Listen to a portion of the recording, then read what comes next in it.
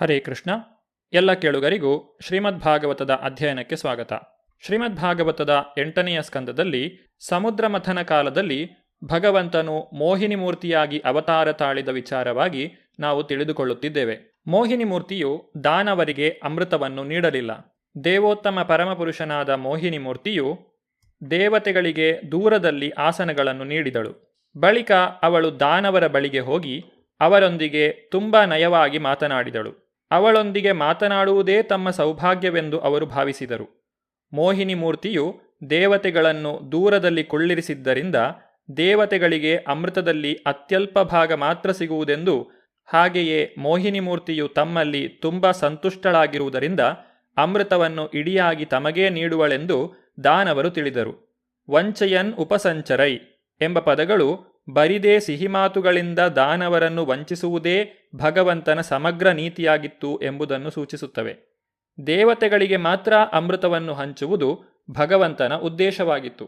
ಮೋಹಿನಿಯು ತಮಗೆ ನ್ಯಾಯವೋ ಅನ್ಯಾಯವೋ ಏನೇ ಮಾಡಲಿ ಅದನ್ನು ತಾವು ಒಪ್ಪಿಕೊಳ್ಳುವುದಾಗಿ ದಾನವರು ಅವಳಿಗೆ ಮಾತು ಕೊಟ್ಟಿದ್ದ ಕಾರಣ ಈಗ ಆ ಮಾತನ್ನು ಉಳಿಸಿಕೊಳ್ಳಲು ಹಾಗೂ ತಮ್ಮ ಸಮಚಿತ್ತವನ್ನು ಪ್ರದರ್ಶಿಸಲು, ಜೊತೆಗೆ ಹೆಣ್ಣೊಬ್ಬಳೊಂದಿಗೆ ಕಾದಾಟದಿಂದ ತಮ್ಮನ್ನು ತಾವು ಪಾರು ಮಾಡಿಕೊಳ್ಳಲು ದಾನವರು ಸುಮ್ಮನೆ ಕುಳಿತರು. ದಾನವರು ಮೋಹಿನಿ ಮೂರ್ತಿಯ ಬಗ್ಗೆ ಪ್ರೀತಿ ಮತ್ತು ಒಂದು ರೀತಿಯ ವಿಶ್ವಾಸವನ್ನು ಬೆಳೆಸಿಕೊಂಡಿದ್ದರು. ಅವಳೊಂದಿಗೆ ತಮ್ಮ ಸಂಬಂಧ ಎಲ್ಲಿ ಹಾಳಾಗುವುದೋ ಎಂದು ಅವರು ಹೆದರಿದ್ದರು. ಆದ್ದರಿಂದ ಅವರು ಅವಳ ಮಾತಿಗೆ ಗೌರವ ಮನ್ನಣೆ ನೀಡಿದರು ಮತ್ತು ಅವಳೊಂದಿಗಿನ ತಮ್ಮ ಸ್ನೇಹಕ್ಕೆ ಚ್ಯುತಿ ತರುವಂತಹ ಯಾವುದೇ ಮಾತನ್ನೂ ಆಡಲಿಲ್ಲ. ದಾನವರು ಮೋಹಿನಿ ಮೂರ್ತಿಯ ತಂತ್ರಗಳಿಗೆ ಹಾಗೂ ಸ್ನೇಹದ ಮಾತುಗಳಿಗೆ ಎಷ್ಟು ಮರುಳಾಗಿದ್ದರೆಂದರೆ, ಅವಳು ದೇವತೆಗಳಿಗೆ ಅಮೃತವನ್ನು ಮೊದಲು ಹಂಚಿದರೂ ಸಹ ಅವರು ಅವಳ ಸಿಹಿಮಾತುಗಳಿಂದಲೇ ತೃಪ್ತರಾಗಿದ್ದರು. ಭಗವಂತನು ದಾನವರಿಗೆ ಈ ರೀತಿ ಹೇಳಿದನು: ದೇವತೆಗಳು ತುಂಬ ಜಿಪುಣರು ಹಾಗೂ ಅಮೃತವನ್ನು ತಾವೇ ಮೊದಲು ಸವಿಯಬೇಕೆಂದು ಅತಿಕಾತರರಾಗಿದ್ದಾರೆ. ಆದ್ದರಿಂದ ಅವರೇ ಅದನ್ನು ಮೊದಲು ಪಡೆಯಲಿ ಬಿಡಿ. ನೀವು ಅವರಂತೆ ಅಲ್ಲವಾದ್ದರಿಂದ ಇನ್ನೂ ಕೊಂಚ ಕಾಲ ಕಾಯಬಹುದು. ನೀವೆಲ್ಲರೂ ವೀರರು ಮತ್ತು ನನ್ನಲ್ಲಿ ಸಂತುಷ್ಟರಾಗಿದ್ದೀರಿ. ಆದ್ದರಿಂದ ದೇವತೆಗಳು ಅಮೃತವನ್ನು ಕುಡಿಯುವ ತನಕ ನೀವು ಕಾಯುವುದು ಒಳ್ಳೆಯದು. ಸೂರ್ಯ ಮತ್ತು ಚಂದ್ರರ ಗ್ರಹಣವನ್ನು ಉಂಟುಮಾಡುವ ರಾಹುವೆಂಬ ದಾನವನು ದೇವತೆಯಂತೆ ವೇಷಧರಿಸಿ ದೇವತೆಗಳ ಗುಂಪನ್ನು ಸೇರಿಕೊಂಡು ಸ್ವತಃ ದೇವೋತ್ತಮ ಪರಮಪುರುಷನಿಗೂ ಗೊತ್ತಾಗದಂತೆ ಅಮೃತವನ್ನು ಕುಡಿದನು. ಆದರೆ ಸೂರ್ಯಚಂದ್ರರಿಗೆ ರಾಹುವಿನೊಡನೆ ಸದಾ ದ್ವೇಷವಿತ್ತಾದ್ದರಿಂದ ಅವರಿಗೆ ಪರಿಸ್ಥಿತಿಯ ಅರಿವಾಯಿತು. ಈ ರೀತಿ ರಾಹುವು ಸಿಕ್ಕಿಬಿದ್ದನು. ದೇವೋತ್ತಮ ಪರಮಪುರುಷನಾದ ಮೋಹಿನಿ ಮೂರ್ತಿಯು ದಾನವರನ್ನೆಲ್ಲ ಮೋಹಪರವಶಗೊಳಿಸಿದಳು. ಆದರೆ ರಾಹುವು ಎಷ್ಟು ಚತುರನಾಗಿದ್ದನೆಂದರೆ, ಮೋಹಿನಿ ಮೂರ್ತಿಯು ದಾನವರನ್ನು ವಂಚಿಸುತ್ತಿರುವುದು ಅವನಿಗೆ ಅರಿವಾಯಿತು.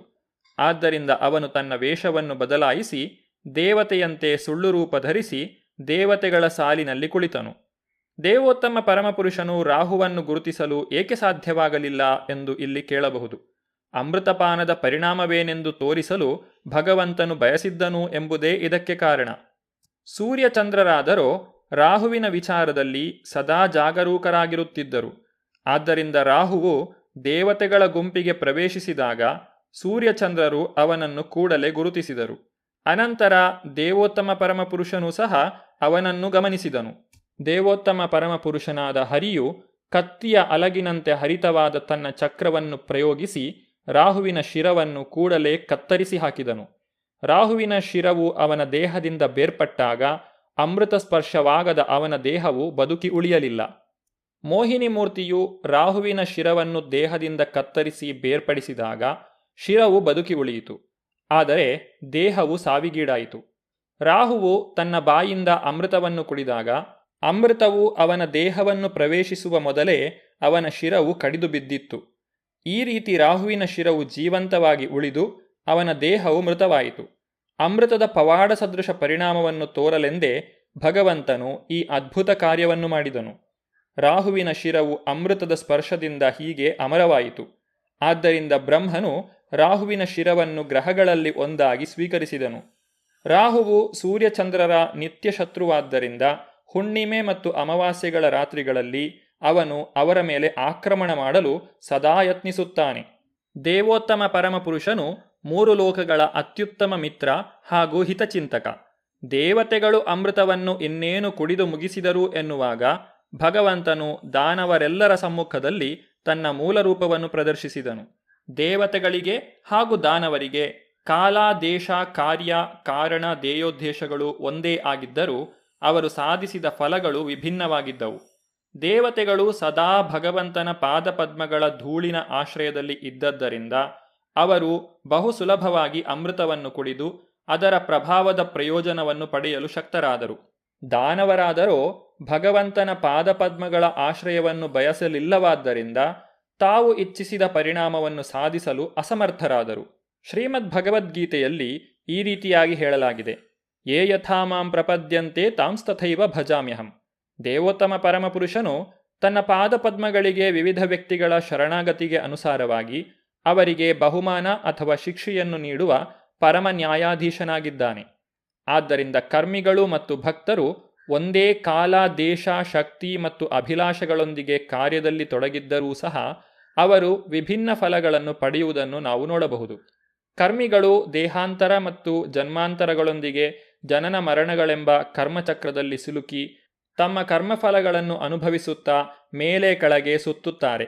ಭಕ್ತರಾದರೋ ಭಗವಂತನ ಪಾದಪದ್ಮಗಳಿಗೆ ಸಂಪೂರ್ಣ ಶರಣಾಗತರಾದ್ದರಿಂದ ಅವರು ತಮ್ಮ ಪ್ರಯತ್ನಗಳಲ್ಲಿ ದಿಗ್ಭ್ರಾಂತರಾಗುವುದಿಲ್ಲ. ಹೊರನೋಟಕ್ಕೆ ಸರಿಸುಮಾರು ಕರ್ಮಿಗಳಂತೆಯೇ ಕಾರ್ಯದಲ್ಲಿ ತೊಡಗಿದರೂ ಸಹ ಭಕ್ತರು ಭಗವದ್ಧಾಮಕ್ಕೆ ಹಿಂದಿರುಗುತ್ತಾರೆ ಮತ್ತು ತಮ್ಮ ಪ್ರತಿ ಪ್ರಯತ್ನದಲ್ಲೂ ಯಶಸ್ಸನ್ನು ಪಡೆಯುತ್ತಾರೆ. ದಾನವರು ಅಥವಾ ನಾಸ್ತಿಕರು ತಮ್ಮ ಸ್ವಂತ ಪ್ರಯತ್ನಗಳಲ್ಲಿ ವಿಶ್ವಾಸ ಹೊಂದಿರುತ್ತಾರೆ, ಆದರೆ ಅವರು ಹಗಲಿರುಳು ಶ್ರಮಿಸಿದರೂ ತಮ್ಮ ಹಣೆಬರಹಕ್ಕಿಂತ ಹೆಚ್ಚಿನದ್ದೇನನ್ನೂ ಗಳಿಸಲಾರರು. ಭಕ್ತರಾದರೋ ಅಪ್ರಯತ್ನವಾಗಿಯೇ ಕರ್ಮಫಲಗಳನ್ನು ಮೀರಿ ಅದ್ಭುತ ಪರಿಣಾಮಗಳನ್ನು ಸಾಧಿಸಬಲ್ಲರು.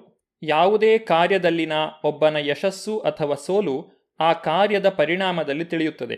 ಭಕ್ತರ ವೇಷದಲ್ಲಿ ಅನೇಕ ಕರ್ಮಿಗಳಿರುತ್ತಾರೆ, ಆದರೆ ದೇವೋತ್ತಮ ಪರಮಪುರುಷನು ಅಂತಹವರ ಉದ್ದೇಶವನ್ನು ಗ್ರಹಿಸಬಲ್ಲನು. ಕರ್ಮಿಗಳು ಭಗವಂತನ ಸೊತ್ತನ್ನು ತಮ್ಮ ಇಂದ್ರಿಯಗಳನ್ನು ತಣಿಸಲು ಉಪಯೋಗಿಸ ಬಯಸುತ್ತಾರೆ, ಆದರೆ ಭಕ್ತನು ಭಗವಂತನ ಸೊತ್ತನ್ನು ಭಗವತ್ ಸೇವೆಗಾಗಿ ಬಳಸಲು ಪ್ರಯತ್ನಿಸುತ್ತಾನೆ. ಆದ್ದರಿಂದ ಕರ್ಮಿಗಳು ಭಕ್ತರಂತೆ ಸೋಗು ಹಾಕಿದರೂ ಸಹ ಭಕ್ತನು ಕರ್ಮಿಗಳಿಂದ ಸದಾ ಭಿನ್ನನಾಗಿರುತ್ತಾನೆ. ಭಗವದ್ಗೀತೆಯಲ್ಲಿ ದೃಢೀಕರಿಸಿರುವಂತೆ ಯಜ್ಞಾರ್ಥಾತ್ ಕರ್ಮಣೋ ಅನ್ಯತ್ರ ಲೋಕೋಯಂ ಕರ್ಮ ಬಂಧನಃ. ವಿಷ್ಣುವಿಗಾಗಿ ಕಾರ್ಯದಲ್ಲಿ ತೊಡಗುವವನು ಈ ಭೌತಿಕ ಪ್ರಪಂಚದಿಂದ ಮುಕ್ತನಾಗಿರುತ್ತಾನೆ ಮತ್ತು ತನ್ನ ದೇಹತ್ಯಾಗದ ಬಳಿಕ ಭಗವದ್ಧಾಮಕ್ಕೆ ಹಿಂದಿರುಗುತ್ತಾನೆ. ಕರ್ಮಿಯಾದರೋ ಹೊರನೋಟಕ್ಕೆ ಭಕ್ತನಂತೆಯೇ ಕಾರ್ಯನಿರತನಾಗಿದ್ದರೂ ಸಹ ಅವನು ತನ್ನ ಭಕ್ತಿರಹಿತ ಚಟುವಟಿಕೆಗಳಲ್ಲಿ ಸಿಕ್ಕಿಬೀಳುತ್ತಾನೆ ಹಾಗೂ ಭೌತಿಕ ಅಸ್ತಿತ್ವದ ಕಷ್ಟಕೋಟಲೆಗಳನ್ನು ಅನುಭವಿಸುತ್ತಾನೆ. ಹೀಗೆ ಕರ್ಮಿಗಳು ಮತ್ತು ಭಕ್ತರು ಗಳಿಸಿದ ಫಲಗಳಿಂದ ದೇವೋತ್ತಮ ಪರಮಪುರುಷನ ಇರುವಿಕೆಯನ್ನು ಹಾಗೂ ಅವನು ಕರ್ಮಿಗಳು ಮತ್ತು ಜ್ಞಾನಿಗಳಿಗಿಂತ ತನ್ನ ಭಕ್ತರ ವಿಚಾರದಲ್ಲಿ ಹೇಗೆ ಭಿನ್ನವಾಗಿ ವರ್ತಿಸುತ್ತಾನೆ ಎಂಬುದನ್ನು ನಾವು ತಿಳಿಯಬಹುದು. ಇಂದ್ರಿಯಗಳನ್ನು ತಣಿಸಲು ಬಯಸುವ ಕರ್ಮಿಗಳು, ಪರಮಪ್ರಭುವಿನ ಅಸ್ತಿತ್ವದಲ್ಲಿ ಐಕ್ಯಗೊಳ್ಳುವ ಮೋಕ್ಷಕ್ಕಾಗಿ ಹಂಬಲಿಸುವ ಜ್ಞಾನಿಗಳು ಹಾಗೂ ಯೋಗಶಕ್ತಿಯಲ್ಲಿ ಪ್ರಾಪಂಚಿಕ ಯಶಸ್ಸನ್ನು ಅರಸುವ ಯೋಗಿಗಳು ಈ ಎಲ್ಲರೂ ಅಶಾಂತರಾಗಿರುತ್ತಾರೆ ಮತ್ತು ಅಂತಿಮವಾಗಿ ದಿಗ್ಭ್ರಾಂತಿಗೊಳಗಾಗುತ್ತಾರೆ. ಆದರೆ ಯಾವುದೇ ಲಾಭಗಳನ್ನು ಸ್ವಂತಕ್ಕಾಗಿ ನಿರೀಕ್ಷಿಸದೆ ದೇವೋತ್ತಮ ಪರಮಪುರುಷನ ಮಹಿಮೆಗಳ ಪ್ರಸಾರವೊಂದನ್ನೇ ತನ್ನ ಧ್ಯೇಯವಾಗಿ ಹೊಂದಿರುವ ಭಕ್ತನು ಕಠಿಣ ಪರಿಶ್ರಮವಿಲ್ಲದೆ ಭಕ್ತಿಯೋಗದ ಎಲ್ಲ ಮಂಗಳಕರ ಪರಿಣಾಮಗಳನ್ನು ಭಗವಂತನ ಅನುಗ್ರಹದಿಂದ ಪಡೆಯುತ್ತಾನೆ. ಮಾನವ ಸಮಾಜದಲ್ಲಿ ಪ್ರತಿಯೊಬ್ಬನೂ ತನ್ನ ಐಶ್ವರ್ಯ ಮತ್ತು ಪ್ರಾಣವನ್ನು ರಕ್ಷಿಸಿಕೊಳ್ಳಲು ಮಾತು, ಮನಸ್ಸು ಮತ್ತು ಕ್ರಿಯೆಗಳಿಂದ ಹಲವಾರು ಕೆಲಸ ಕಾರ್ಯಗಳನ್ನು ಮಾಡುತ್ತಾನೆ. ಆದರೆ ಅವೆಲ್ಲವೂ ಅವನ ಸ್ವಂತಕ್ಕಾಗಿ ಅಥವಾ ದೇಹಕ್ಕೆ ಸಂಬಂಧಿಸಿದಂತೆ ಅವನ ಇಂದ್ರಿಯಗಳನ್ನು ತಣಿಸುವುದಕ್ಕಾಗಿ ಮಾಡಿದ ಕೆಲಸಗಳಾಗಿರುತ್ತವೆ. ಈ ಎಲ್ಲ ಕೆಲಸ ಕಾರ್ಯಗಳೂ ಸಹ ಭಕ್ತಿ ಸೇವೆಯಿಂದ ಬೇರೆಯಾದ್ದರಿಂದ ದಿಗ್ಭ್ರಾಂತಿಗೆ ಕಾರಣವಾಗುತ್ತವೆ.